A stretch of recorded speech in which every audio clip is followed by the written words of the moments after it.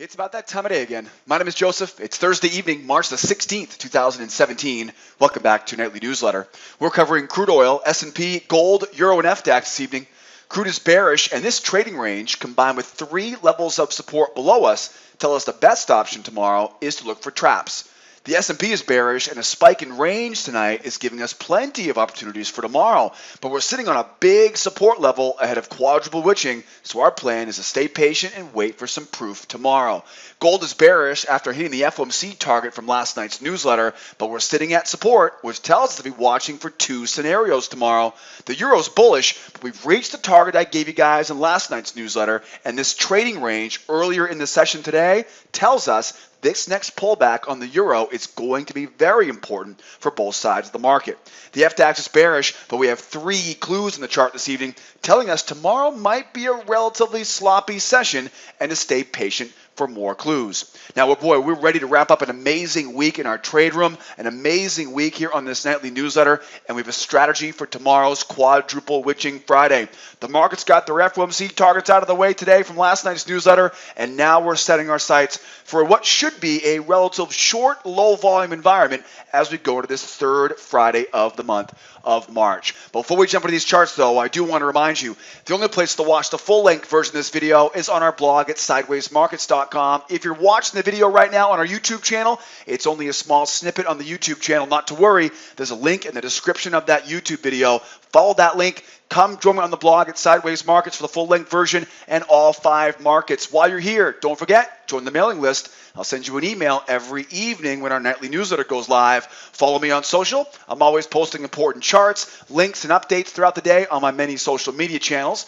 Download today's charts. How easy is that? You can have all the charts from tonight's video on your computer tomorrow. Follow that link. We upload a video tonight on the blog, and please don't forget to grab your free pass. If you're not an advanced member here at School of Trade, you're going to learn more with me in 90 minutes on that free pass than you will anywhere else on the interwebs. I can guarantee you that. Grab that free pass in the upper right-hand corner. Please, please, please don't forget, if you're brand new here to the SOT community, get the who, what, where, when, and why. Get the skinny on why we're well known as being the professional grade education here at School of Trade. Grab that frequently asked questions on the right-hand side of the website. And as always, I'm always here to help every step of the way. You can email me this weekend, jj@schooloftrade.com, if you got any questions. Hope you guys had a great week. We've had a fantastic, fantastic week here. We got one more day here tomorrow. Tomorrow, of course, is the quadruple witching week, the third Friday of every 3 months, third Friday of March, June, September, and December. Make sure you mark your calendars for that. We talked about this today, or last night in the newsletter. We thought we'd get some low volume this afternoon. For the most part, it was pretty good, but the volume definitely slowed down pretty well ahead of tomorrow's quadruple witching. Most important thing to keep in mind for tomorrow is there is a self-fulfilling prophecy around this quadruple witching Friday. People know it's there. All 4 asset classes expire, right? You can go to my blog, search for the term quadruple witching, and you can learn more about what quad witching is all about. I'll put a link below the video so you can learn more about quad witching when you finish up with this newsletter. So follow that link below the video tonight. I'll link it up to a previous post on our blog about quad witching. The bottom line, though, is expecting there to be an early in, early out scenario tomorrow. Anything after 10:30 tomorrow morning Eastern time is going to be suspicious, right, being a little bit low volume. Now, as I always remember, right, as I always remind you guys, we never know what we're going to get. We live in a crazy world right now, so we may come in and we may see a full session tomorrow. It's very, very difficult to tell based on what happens day to day right now, how much volume we're going to see tomorrow. I'm anticipating tomorrow to be an early in, early out, 10:30, 10:45, 11 o'clock Eastern time. Be on the lookout for price really slowing down. And when it slows down like that on Friday, remember, on Fridays, end of the week, end of the month, end of the quarter, right, traders start taking bigger risks. So be careful when the volume slows down late in the day on Friday, because without that volume in the market, your stops won't hold, you won't get good fills, it becomes a real sloppy environment. Definitely not the time, right, to be trying to dig yourself out of a hole is Friday afternoon. That's just a recipe for disaster. It'll ruin your weekend in most situations. So Early in, early out tomorrow.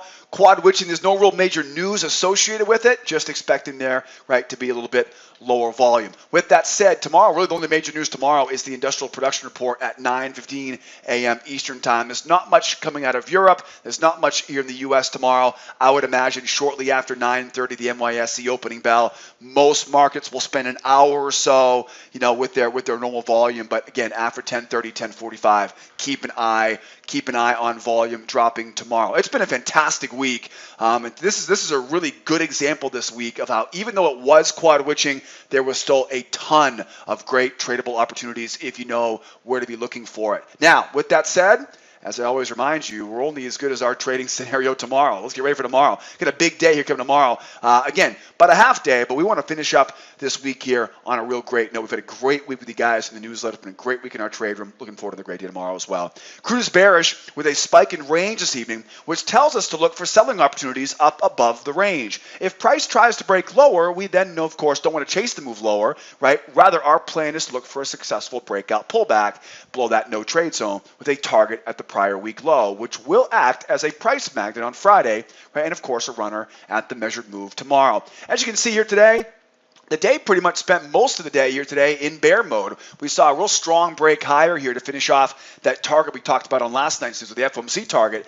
And then, of course, we came back down, right? Buyers failed. This market quickly turned bearish.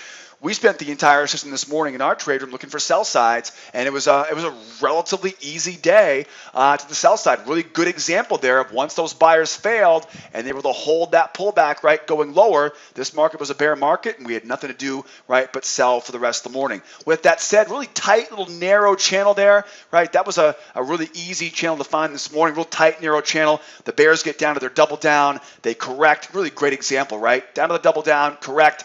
Sellers are waiting to sell high. They sell it high. They sell it right back down again. Exactly what we talk about, right? Just typical scenario.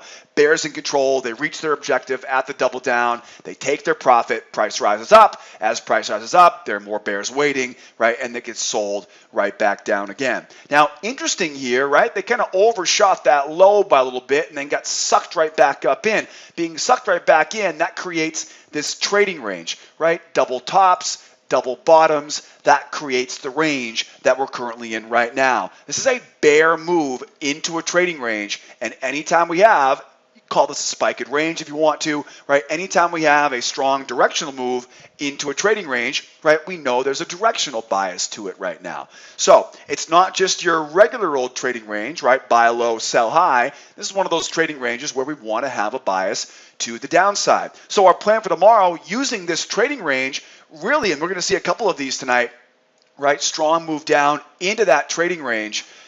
And of course, our plan really for tomorrow is to use that range in two areas. First one's going to be up above the highs. That'll be the most preferred, right? And of course, second will be below those lows. That's where we got to be a little bit tricky tomorrow, right? Making sure we don't chase that move lower. The first thing obviously is getting price up, right? So we can look for a buyer failure and we can sell this back down, right? That'll be the first option and really the most desirable option for the bears, right? To sell high. Right now, you're going to notice here there are a bunch of these prior week levels we're going to be using here today. Right, prior week lows, prior week highs, right? So those will be waiting down below here on Crude. So that'll be a nice runner target for us, right, as this price goes through that low. Bottom line, though, is bear move into a range. Want to sell above the high of that range. What else can we look for? Well, the second scenario would be a price breaking lower. Now, as we break lower, the last thing I want to do is chase that breakout lower because, first of all, most breakouts fail, as you've heard me say many times on this newsletter. And at the same time, if we sell below that range, we're selling low, and we don't want to sell low. So resist the temptation to chase the breakout lower. What I always do is, and I went into a lot more detail on this earlier on this week, what I always look for is what I call the fake out breakout pullback. Bottom line is, most of the time, these breakouts below the low, they're going to return back into that range. Again, Buyers will buy low in a range. Sellers don't want to sell low. Most breakouts fail. Most of the time, these little breakouts, they come right back into the range. Again, we got a bear market going into it, so I'm not really encouraging you right now to buy this back into the range. But what I will do, though, is anticipate as this market breaks out and pulls back, there are going to be sellers trying to sell that as a breakout pullback, right? Using the bottom of that range as resistance, right, and trying to send that price lower. And it may work, but most of them will fail. And the ones that you want to look for here are the breakout pullbacks that trap high. Because remember, what's going to happen is as the bears try to sell that breakout pullback, again, most of them fail, the bulls now will come in and they'll try to play that right against them, right? The buyers will say, aha, gotcha, and they'll try to run this price back inside of that range. Well, remember, this is a bear market. So as the market goes higher, more sellers enter the market. What I'm looking for here is a strong signal candle that closes below the range and allows me now to sell it lower.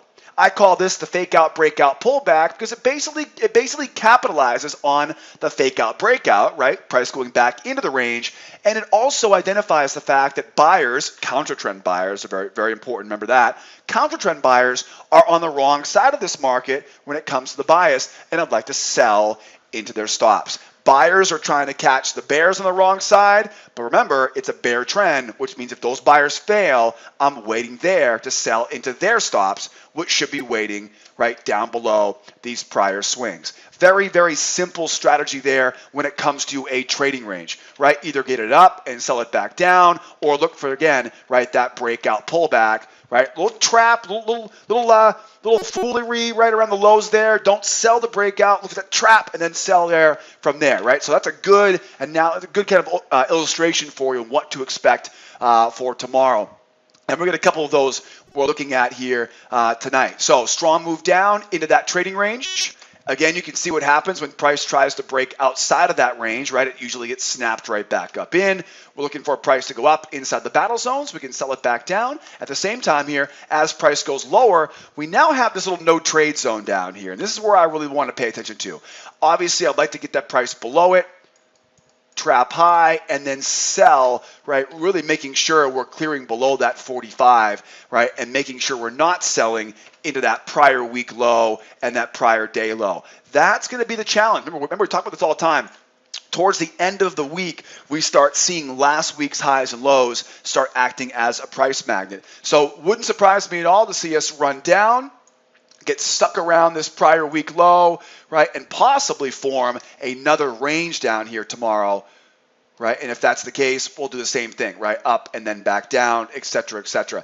If you got an extra bullet in the gun tomorrow, right, that measured move will make for an excellent runner target, right? But just be aware, though, those prior week lows get pretty sticky on Friday morning, late in the morning, if we haven't finished the move down to that measured move. So keep an eye on that tomorrow. Sell those highs. Don't sell the low. Wait for that trap low. Now, what about a bull market? How does this market become a bull market? Well, I would want to see this. To turn bullish, I'd want to see it go up, hold above that 49, right, and then continue. If they can hold a pullback on strength, right, above that 49.03, then looking for that target back up to retest that high. You know, one way of looking at this is this could be just, right, one pullback off of a couple days here of real strong moves higher here. So for all I know, long-term buyers could be looking at this as a chance to buy that dip. The problem, though, is it's bearish right now, so they got to prove it to us. Show us they mean it by getting up above that high,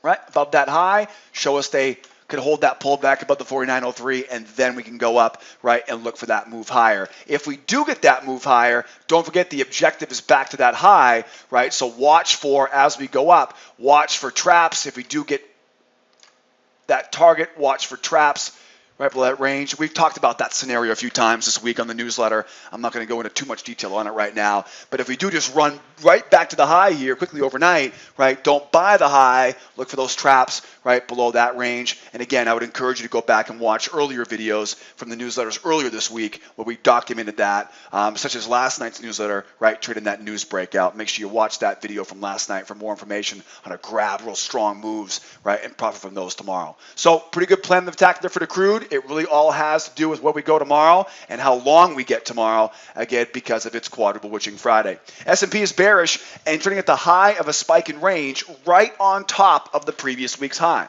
Now, first of all, we know that Fridays are notorious for gravitating back to those prior week highs and lows. Second, when it comes to the range, we know that selling above the highs will be most reliable, or we got to look for a fake out breakout pullback below the lows tomorrow. One thing to remember, tomorrow's quadruple witching, which will typically have a big impact on equities, right? E-mini, of course, being the biggest of all the equity indexes, and we do anticipate volume to be light. But as always, we'll trade what we see tomorrow morning, and we'll expect to have a great day. As you can see here, very similar we saw on crude today, right? Real similar situation on crude.